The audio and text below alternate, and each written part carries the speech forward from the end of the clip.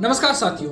कई स्टेट में nursing students अपने अपने कॉलेजेस के आईएनसी के एफिलिएशन को लेकर के प्रोटेस्ट कर रहे हैं। तो आइए इस वीडियो के माध्यम से ये समझने की कोशिश करते हैं कि किसी भी कॉलेज के आईएनसी के एफिलिएशन होने या ना होने की स्थिति में एक स्टूडेंट के फ्यूचर पर क्या असर पड़ सकता है। साथ ही इस पूरे मुद्दे को समझने के लिए आपको इसकी हिस्ट्री में जाना पड़ेगा। 2017 में महाराष्ट्र के बॉम्बे हाईकोर्ट के औरंगाबाद बेंच में प्राइवेट कॉलेजेस यूनियन के द्वारा केस फाइल किया। उस केस का बॉम्बे हाईकोर्ट का कंक्लूजन ये था कि किसी भी नर्सिंग कॉलेज को अपने ऑफिशियल वेबसाइट पर यह सूचना पब्लिश करनी पड़ेगी कि हमारा कॉलेज आईएनसी से एफिलिएटेड है या नहीं। दूसरी चीज, उन्होंने इसको अपने जजमेंट में स्पष्ट किया कि अगर कोई कॉलेज आईएनसी से एफिलिएटेड नहीं है तो उससे पास आउट स्टूडेंट सिर्फ अपने ही स्टेट के अंदर प्रैक्टिस कर पाएंगे, अन्य स्टेट में जॉब या प्रैक्टिस नहीं कर पाएंगे। जब प्राइवेट कॉलेजेस यूनियन ने इसको सुप्रीम कोर्ट में as a special leave petition challenge किया तो 2019 में सुप्रीम कोर्ट ने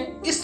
जजमेंट को चेंज करते हुए, इस जजमेंट को खारिज करते हुए ये स्पष्ट किया कि किसी भी पर्सन का ऑल ओवर कंट्री में कहीं पे भी जॉब और प्रैक्टिस करने का राइट है। उन्होंने ये स्पष्ट किया कि बॉम्बे हाईकोर्ट का ये जजमेंट संविधान के आर्टिकल 19 के क्लोज 1 सब क्लोज जी का वायलेशन करता है और कोई भी नर्सिंग स्टूडेंट, चाहे वो डिप्लोमा हो चाहे वो डिग्री हो, पूरे देश भर में नर्सिंग प्रैक्टिस कर सकता है, वो आईएनसी से एफिलिएटेड है या नहीं। साथ ही सुप्रीम कोर्ट ने यह भी स्पष्ट किया कि इंडियन नर्सिंग काउंसिल्स के भी राइट है कि वो किसी भी नर्सिंग कॉलेज का इंस्पेक्शन कर सकती है और रेगुलराइजेशन जो नर्सिंग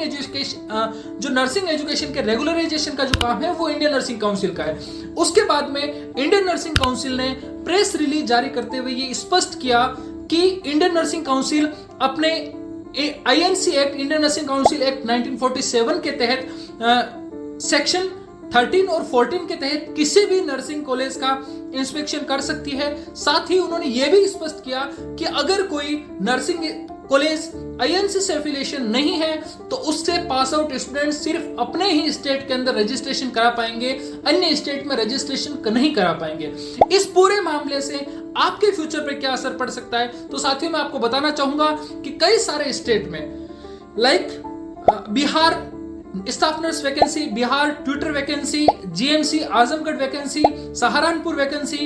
यूपीएमएस, यूपीओएमएस, सफाई वैकेंसी, इस तरह की कई सारे इंस्टीट्यूट है जो सिर्फ इस बात को अलाउ करते हैं कि हमारे जो स्टूडेंट्स आने चाहिए, हमारे जो एम्प्लॉय आने चाहिए, वो सिर्फ और सिर्फ आईएनसी से एफिलिएटेड कॉलेज से पास आउट होने चाहिए। साथ ही आईएनसी और जो स्टेट काउंसिल्स है उनके बीच में लगभग जो है वो समानता है कि किसी भी स्टेट काउंसिल्स के जो नॉर्म्स है वो वैसे ही हैं जैसे आईएनसी के नॉर्म्स है। मतलब फैकल्टी की संख्या होना, फिजिकल इंफ्रास्ट्रक्चर होना, जो अदर नॉर्म्स है वो जब सब कुछ सेम है। सवाल ये भी खड़े होते हैं कि आखिर क्यों एक स्टेट नर्सिंग काउंसिल तो नर्सिंग कॉलेजेस को एफिलिएशन दे रहा है, मान्यता दे रहा है, जबकि इंडियन नर्सिंग काउंसिल के साथ में नहीं मिल रहा है। इसके पीछे का करप्शन का खेल क्या है यह भी हम सबको समझना पड़ेगा। साथ ही इस बारे में कई लोगों का यह भी सवाल है कि नॉर्सेट में तो ज्वाइनिंग मिल रही है, नॉर्सेट में तो कोई दिक्कत नहीं आ रही। तो मैं आपको बताना चाहूंगा कि एम्स के भी कई सारे नर्सिंग कॉलेजेस ऐसे हैं जो इंडियन नर्सिंग काउंसिल के नॉर्म्स को फॉलो नहीं कर सकते हैं। लेकिन आपको इस बात को समझना पड़ेगा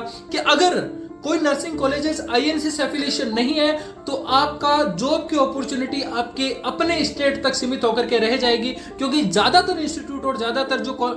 जॉब की अपॉर्चुनिटीज आपको मिलेगी वहां पे आपको देखने को मिलेगा कि वो आईएनसी से एफिलिएशन मांगते हैं। ये है इस पूरे मुद्दे की कहानी। इसी आईएनसी के इश्यू पर जॉइंट वर्किंग कमेटी के द्वारा जयपुर में बहुत बड़ा प्रोटेस्ट किया जाना है, जिसमें 80-20 written examination, INC, nursing students के स्टाइपेंड के इश्यूज पर जॉइंट वर्किंग कमेटी के द्वारा एक बहुत बड़ा प्रोटेस्ट किया जाना है। मेरी आप सभी नर्सिंग स्टूडेंट्स से रिक्वेस्ट है कि इस प्रोटेस्ट को ज्वाइन करें और इंडियन नर्सिंग काउंसिल के मुद्दे पर ये जो करप्शन का खेल चल रहा है कि कोई भी राजनेता या बड़ा बिजनेसमैन अपने कॉलेजेस की मान्यता लेकर के आ जाता है लेकिन उसको स्टूडेंट्स के फ्यूचर की कोई सवाल नहीं है, फ्यूचर की कोई परवाह नहीं है, तो इन सब का विरोध दर्ज करने के लिए, नर्सिंग के सिस्टम में बदलाव करने के लिए जॉइंट वर्किंग कमेटी के साथ जुड़े और जयपुर का जो प्रोटेस्ट होने जा रहा है उसमें ज्यादा से ज्यादा संख्या में भाग लें।